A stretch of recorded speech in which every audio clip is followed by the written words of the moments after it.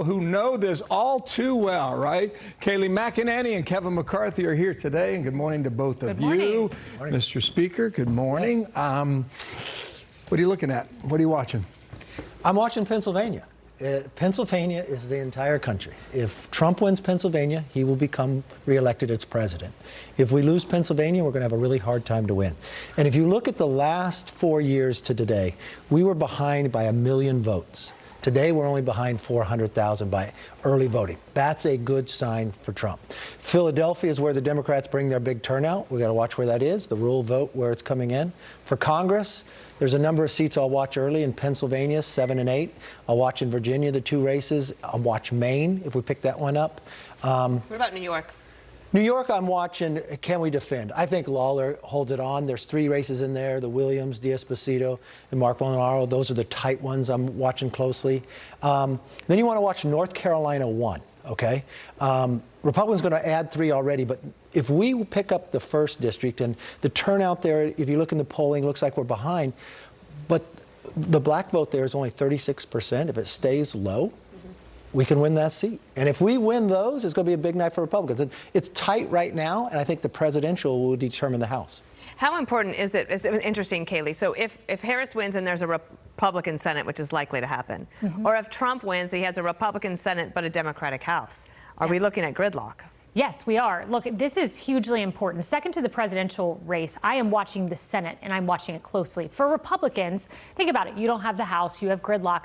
But if you have the Senate, if, as we think will happen, Jim Justice prevails in West Virginia, if you pick up another like Montana, if you defeat John Tester, you get 51 votes. That means you're looking at judges and potentially justices. I know we still have the filibuster there. And then in the event of a Kamala Harris presidency, you have a bulwark, if you're a Republican, against the most radical elements of her agenda as they see it. So I would be watching very closely Bernie Moreno in Ohio. I'd be watching Michigan. There's a number of close races. And if you get to 50, 51, that's the magic number, and you're in good shape as a Republican. Even if you lose the presidency, at least you have that buffer. Yeah, what do you think about 2 years ago when we were thinking, which led to your speakership, we were thinking that the Republican advantage was going to be greater than it actually was. So the red wave was not necessarily a red mirage, but it was more of a red ripple.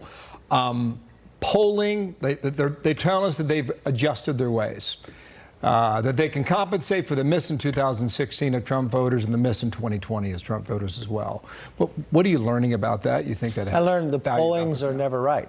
When election comes, you learn what was wrong in the polling. Like if we were looking here 4 years ago, the generic ballot was +6 for the Democrats. Today it's only 0.4 for Republicans, which makes the environment better.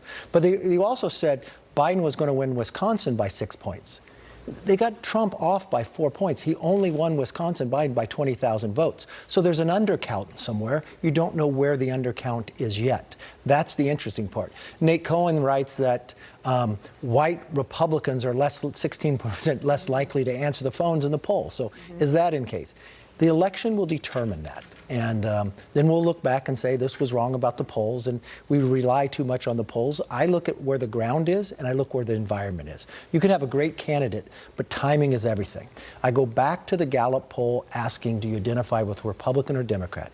For the first time in history, Republicans won that, 48 to 45. Generic ballot is better for us. So the climate is better. It's whether who gets the low propensity voters out. There is not an undecided voter in America.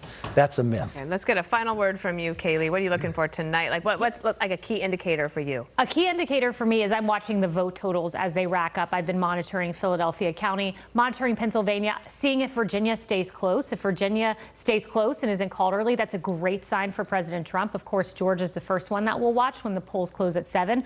But I would just say this, if I'm President Trump, look, no one knows what's going to happen today, but I would feel very good. The fact that in Nevada and North Carolina, Republicans are marching in with an early vote lead, and adding to that, Arizona as well.